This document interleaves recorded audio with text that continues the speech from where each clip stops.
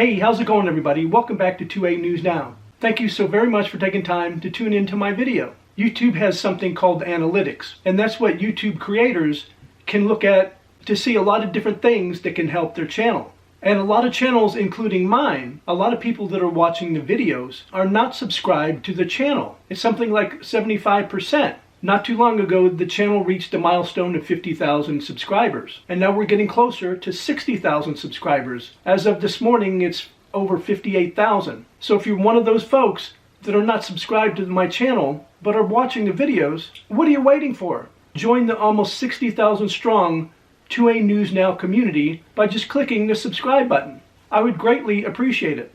Alright, let's get on with today's video. I think most of you know we don't want anything to do with the United Nations. The United Nations has finalized a plan to regulate ammunition late into the night, June 9th, 2023.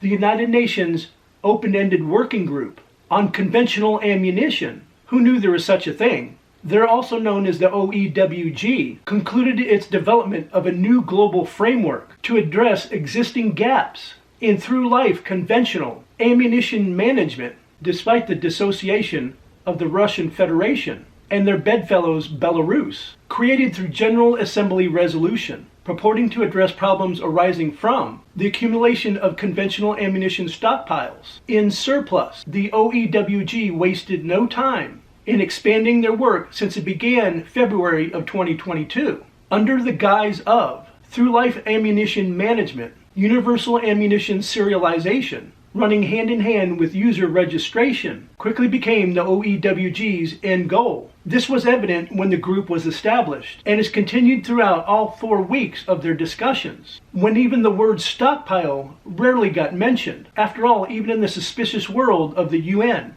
no one could argue that a global agreement telling countries to secure their national ammunition stockpiles was necessary. It is also why the OEWG has been deliberate in leaving any attempts to define its key terms out of the final report, similar to the dangers associated with the United Nations' refusal to define the term end user. The OEWG's purported focus, conventional ammunition stockpiles, remains open to interpretation. This is not a mistake, as it leaves the door open for arguments to be made that even a 25-round box of 22LR constitutes one. This is why the work of this group is so concerning.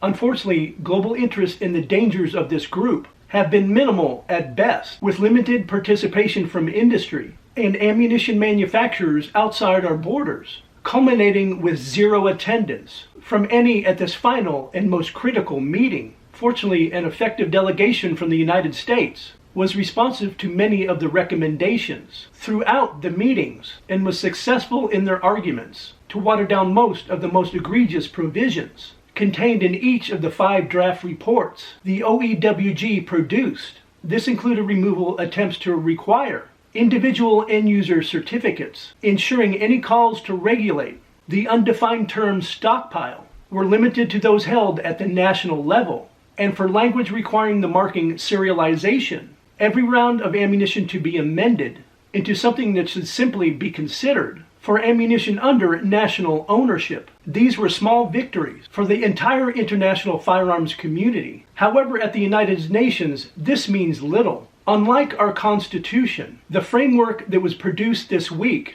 is a living document which, once adopted by the General Assembly later this year, can and will be modified over time. Not only will work continue on further restricting its terms during the official and perpetual future OEWG meetings, but arguments will now be made for incorporation and expansion of it and its terms into all of the other United Nations firearm initiatives, including the Program of Action, Firearms Protocol, and Arms Trade Treaty. Like I said at the beginning, we don't want anything to do with the United Nations. If they want to go ahead and screw around and screw up other countries, have at it. But stay away from the United States of America. As always, I would really like to hear your thoughts about the video in the comment section down below. And as I mentioned in every video, I appreciate everybody's support by liking, sharing, and subscribing and hitting those post notifications. Your guys' continued support is greatly appreciated. And I invite everybody back to see my next video.